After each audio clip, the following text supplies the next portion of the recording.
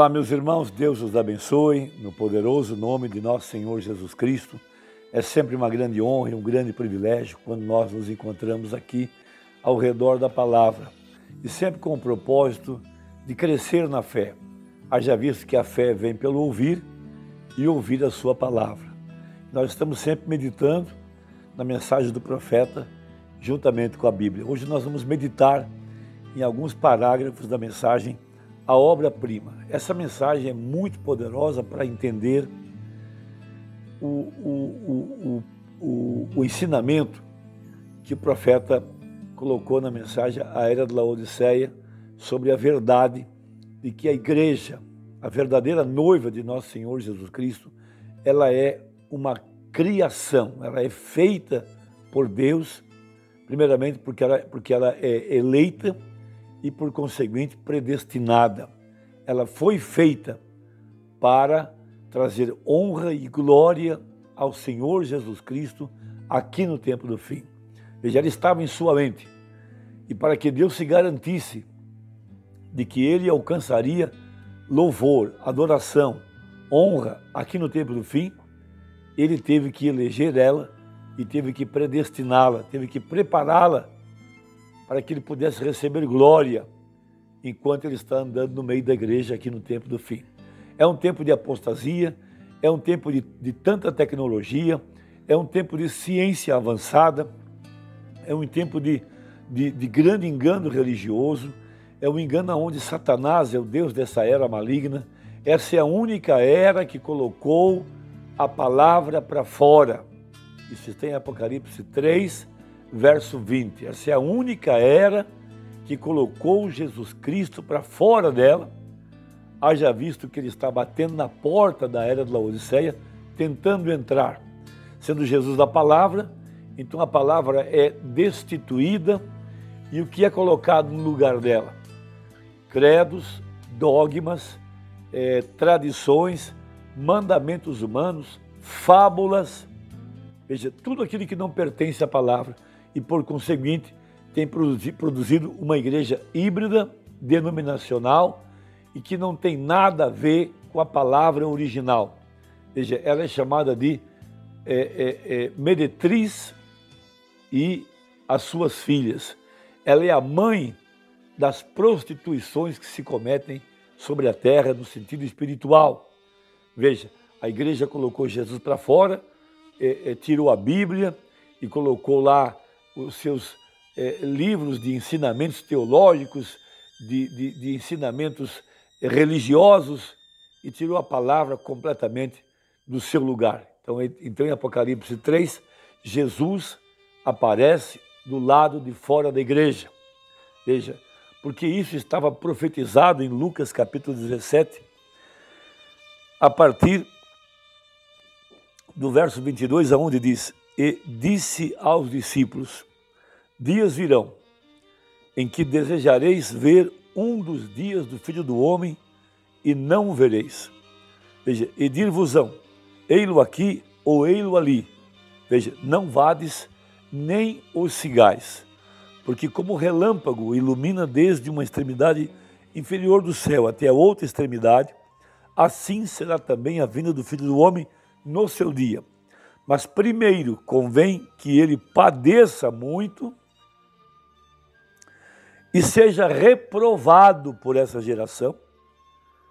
E como aconteceu nos dias de Noé, assim será também nos dias da vinda do Filho do Homem.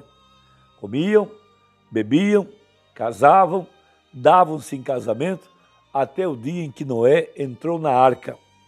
E veio o dilúvio e consumiu a todos. Como também, da mesma maneira, aconteceu no dia de Ló. Comiam, bebiam, compravam, vendiam, plantavam e edificavam. Mas no dia em que Ló saiu de Sodoma, choveu do céu fogo e enxofre e consumiu a todos. Assim será no dia em que o Filho do Homem se há de manifestar. Esta é a grande profecia para os nossos dias. E quando o profeta estava mostrando que a igreja é a obra-prima de nosso Senhor Jesus, a obra-prima do Espírito Santo nesta era, veja, e ela é eleita e predestinada, de acordo com Efésios 1, ela é predestinada para louvor da sua graça, da sua glória. Veja, Deus estaria em meio do seu povo porque ele disse: eis que estou convosco todos os dias até a consumação do século. Então nós estamos aqui. Então Jesus Cristo, de acordo com a sua promessa, continuaria andando em meio à sua igreja.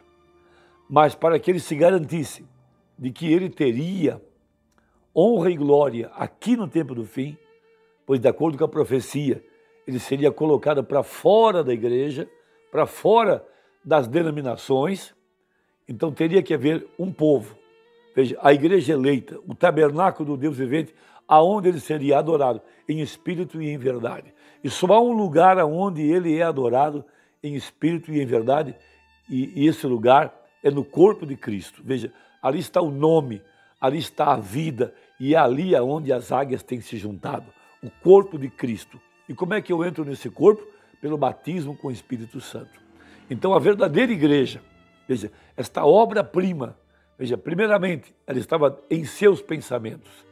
Veja, e Deus tirou para fora essa igreja durante 7 eras. E aqui agora, no tempo do fim, veja, quando a igreja chegasse à sua maturidade, veja, quando a vida se reuniria outra vez no grão, veja, a obra-prima de Deus, a igreja, a palavra manifestada, a palavra feita carne, veja, esta palavra em ordem deveria ser ferida como Jesus foi ferido por seus irmãos. Então aqui no tempo do fim, veja, a verdadeira igreja, ela seria excluída, ela seria rejeitada, ela seria chamada de heresia, de falsa, porque Jesus disse: convém que seja rejeitado por esta geração. Então ele é colocado para fora e ele está batendo na porta, sendo ele a palavra. Então veja, esse é o grande tempo da apostasia. Porém Deus tem prometido, pré-ordenado, que assim como foi nos dias de Ló, assim também seria nos dias da vinda do Filho do Homem. Então, o profeta, nessa mensagem, a obra-prima, referindo-se a essa verdadeira igreja que chegaria à sua pedra de coroa, chegaria até a perfeição. Então ele diz assim, agora, o que ele disse em Apocalipse 10, o que aconteceria? Veja, para que foi a viagem para Tucson? Para abrir a igreja. Veja, nos dias da mensagem do 7º anjo, veja, a mensagem do 7º anjo, toda a palavra de Deus seria manifestada. Veja, o selo que todo talo havia deixado, e a razão e tudo, veja, sobre isto seria manifestado nesse tempo. Veja, não é isto que a palavra disse? Então nós vemos isso. Então onde nós estamos? Há somente uma coisa. A colheita está aqui. Veja, ela está bem madura e ela está pronta para a vinda, a igreja. Então observe, veja, no tempo da colheita, a semente está de volta em sua condição original. Veja, e deve ser toda a palavra em ordem para ser a semente. Veja, e não pode ter a metade da semente, isso não cresceria. Isso tem que ser a semente inteira. Isso não tem que manifestar dizendo, eu creio no batismo com o Espírito Santo, aleluia, eu creio em falar em línguas. Bom, isso é simplesmente parte da semente. Mas agora, isso já está adicionado nisto. Aleluia, a vida, não os dons, a vida dos dons. Vem o que eu quero dizer, estamos no fim do tempo.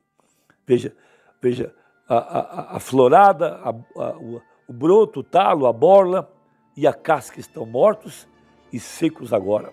Veja, o sistema denominacional. Há somente uma coisa que tem que acontecer com aquilo, é ser ajuntado no Concílio Mundial de Igrejas para ser queimado. Veja, a palavra tem se tornado carne. Veja, a semente, exatamente como ele prometeu em Lucas 17 e Malaquias 4. Bem, isto é certo.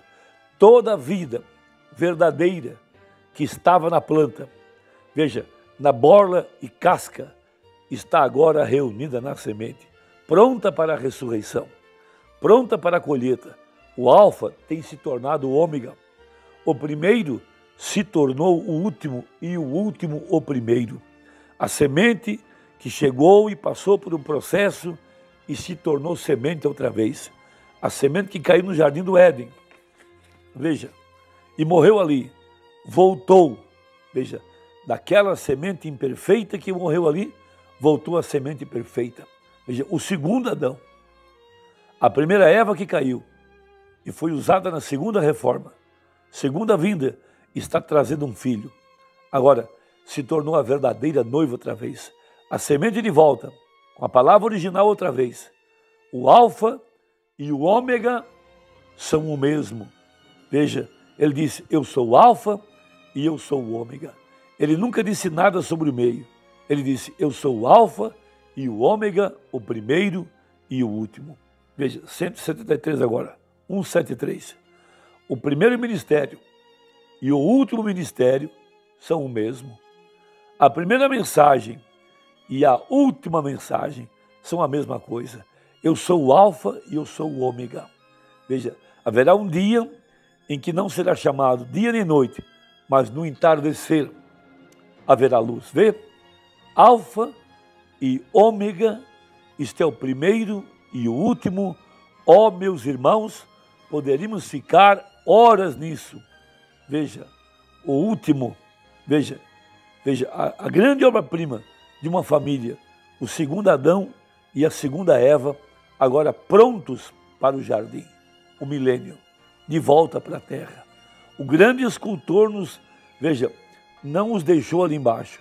Ele tomou o tempo, como ele fez através de milhões de anos, modelando o primeiro casal perfeito, e eles caíram. Agora tem sido através de milhares de anos, e ele está moldando outra vez. E agora, veja, aqui estão eles prontos. A obra-prima tem chegado e foi golpeada. De seu lado saiu sua companheira. E ela foi trazida no mesmo processo. Agora aqui está ela de volta outra vez, com toda a natureza, a Bíblia e tudo mais, mostrando que aqui estamos. Veja, a palavra manifestada.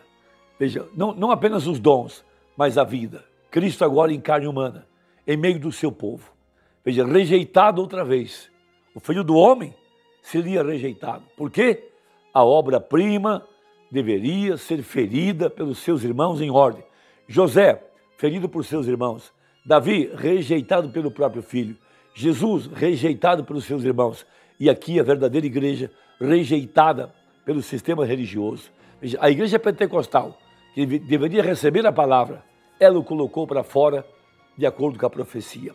E de acordo com Lucas, seria rejeitada em ordem. A palavra outra vez, em todo o seu poder, de acordo com a profecia. Aquilo que Deus tinha dentro dele, ele trouxe para fora. Ele demorou 2000 anos e ele foi esculpindo como um escultor. Porém agora, ele entrou na imagem para que a imagem falasse. Então a verdadeira igreja é a voz final. A noiva é a voz final, porque Deus entrou dentro dela para falar através dela. Por isso, Apocalipse 22, o Espírito e a noiva dizem, vem. Essa é a Escritura e aí é onde nós estamos. O alfa e o ômega, o primeiro e o último, o primeiro ministério e o último seriam idênticos. Então ele traz a parábola de Michelangelo, que levou 40 anos para tirar para fora aquilo que estava dentro dele. E quando a imagem estava pronta, ele bate com um cinzelo na coxa da imagem. Veja, sai um pedaço da coxa. Veja, mas a imagem não pôde falar. Mas agora, veja, essa obra-prima, a igreja, a imagem perfeita da palavra, ela falaria outra vez. Porque a imagem, para que pudesse falar, Deus teria que entrar dentro dela. E essa é sua obra-prima. Ela é uma obra, ela é feitura, ela é uma obra de Deus. Irmão, que Deus te abençoe, que Deus te ajude. Espero que tenha contribuído com algo nesse dia. E até a próxima, então, se Deus nos permitir. Deus te abençoe. Em nome de Jesus. Amém.